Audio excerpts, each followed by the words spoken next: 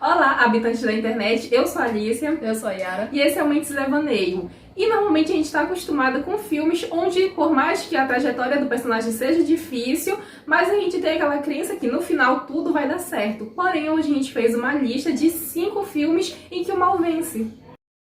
É o quê? Então, se você gostou do tema, já deixa aqui o seu like, se inscreve no nosso canal se você ainda não for inscrito e ativa o sininho para receber os nossos próximos vídeos.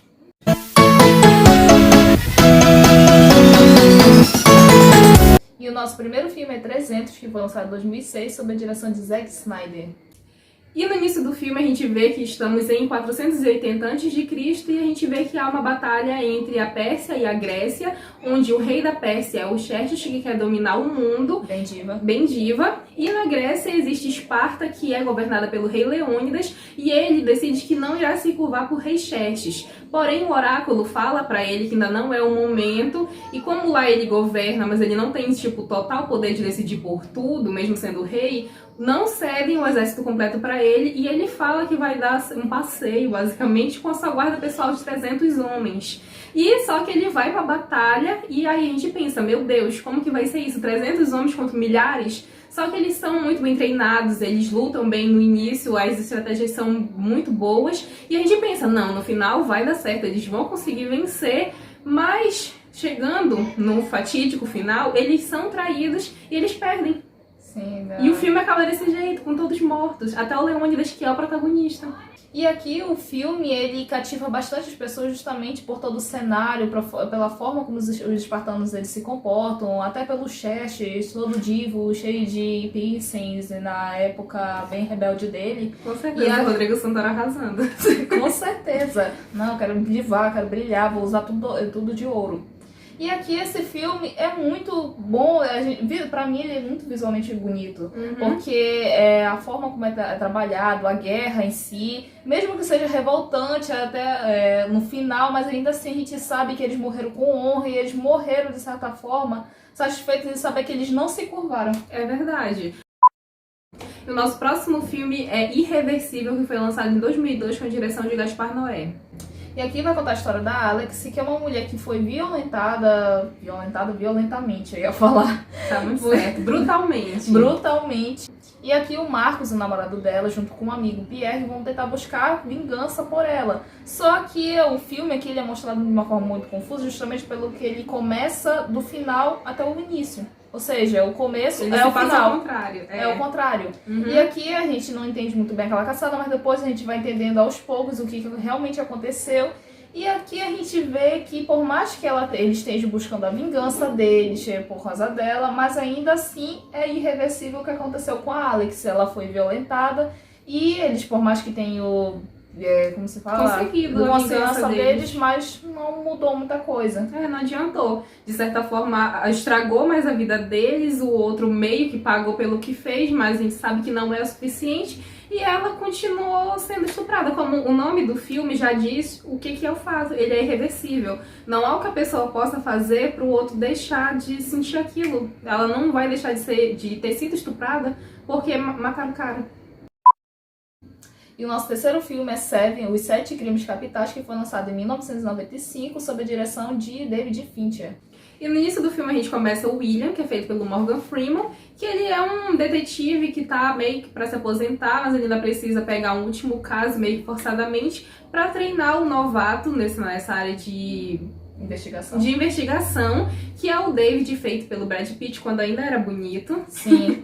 E aí ele meio que relutante com esse novo colega dele que é novo, eles começam a investigar um serial killer que mata as pessoas conforme os 7 pecados capitais. No final, eles conseguem pegar esse criminoso, mas antes que ele fosse pego, ele conseguiu matar a mulher do Brad Pitt e, né, enquanto eles estão levando ele pra prisão, o Brad Pitt descobre isso, sendo que já era um plano do cara mesmo, pra poder o Brad Pitt assassinar ele, e desse jeito o Brad Pitt estragou a carreira dele. O Brad Pitt não, o David.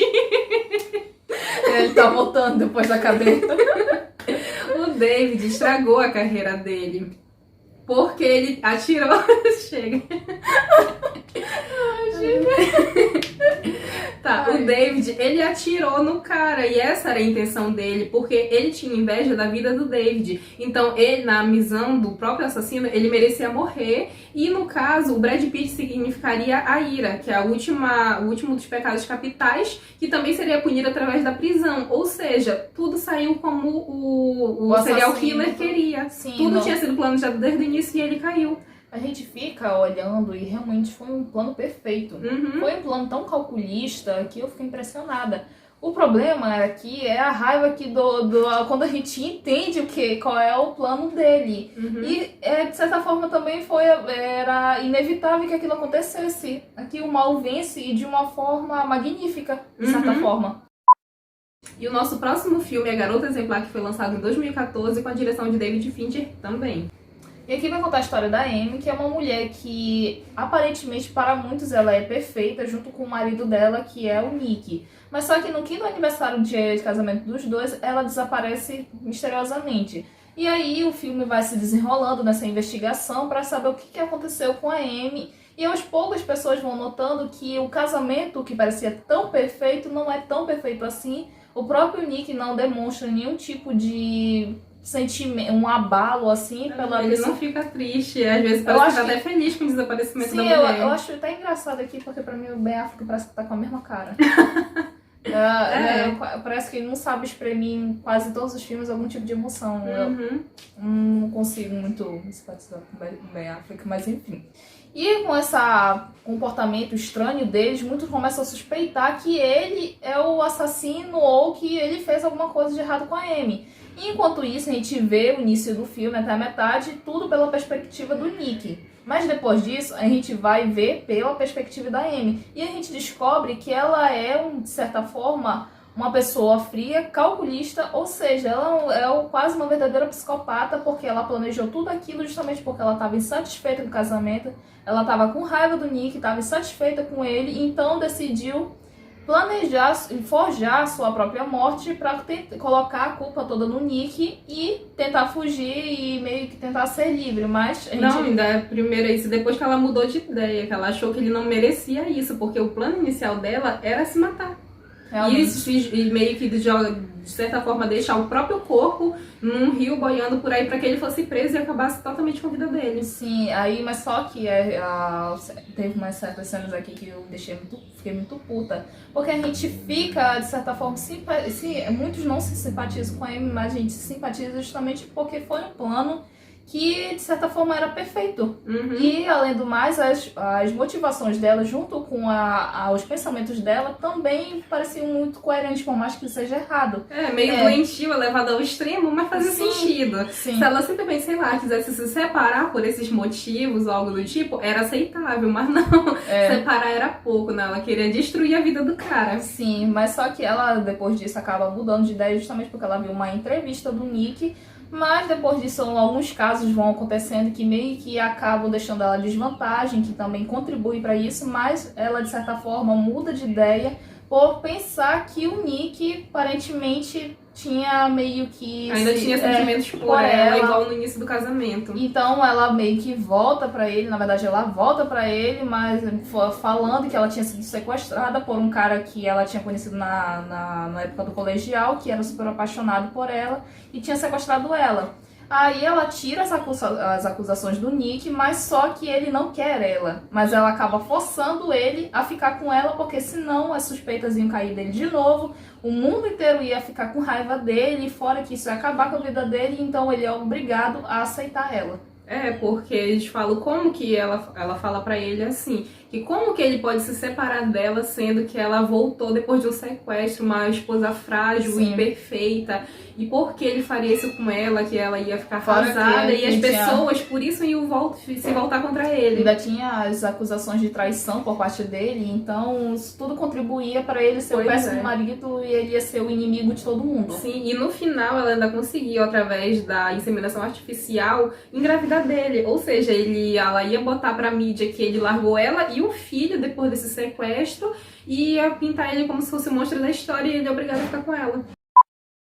E o nosso próximo e último filme é As Duas Faces do Crime, que foi lançado em 1996 sob a direção de Gregory Hoblit. E nesse filme a gente começa em Chicago com a morte de um arcebispo que ele foi esfaqueado bem brutalmente, morto dessa forma, tanto que vazou pra mídia e fez um maior sucesso, assim, de certa forma, a notícia se espalhou, e o suspeito número 1 disso é o Aaron.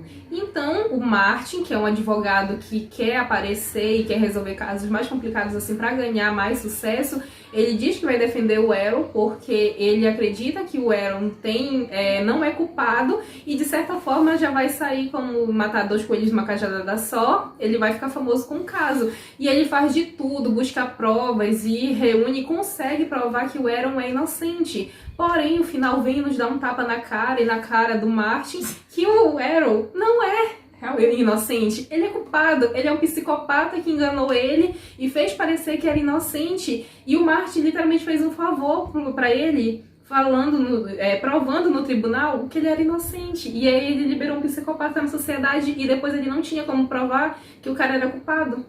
Ou seja, outro crime, como se diz, bem planejado, outro crime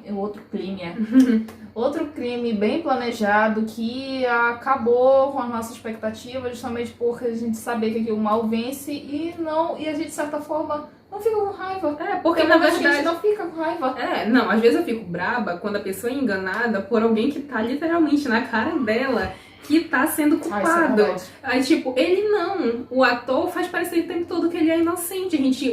A gente acredita que é verdade. E no final é um tapa tanto na cara do protagonista quanto na nossa. Agora, vem me dizer que tem gente que acredita numa pessoa que diz que é inocente com aquele sorriso de maldade e o outro não vê. Ah, não, bicho, é burrice. É chamar a pessoa que tá assistindo de burra também. Isso me irrita. É engraçado aqui porque os personagens que são vilões, eles não aparentam ser vilões. Eles, tirando alguns aqui que a gente falou, que eles estão na cara de que são vilões.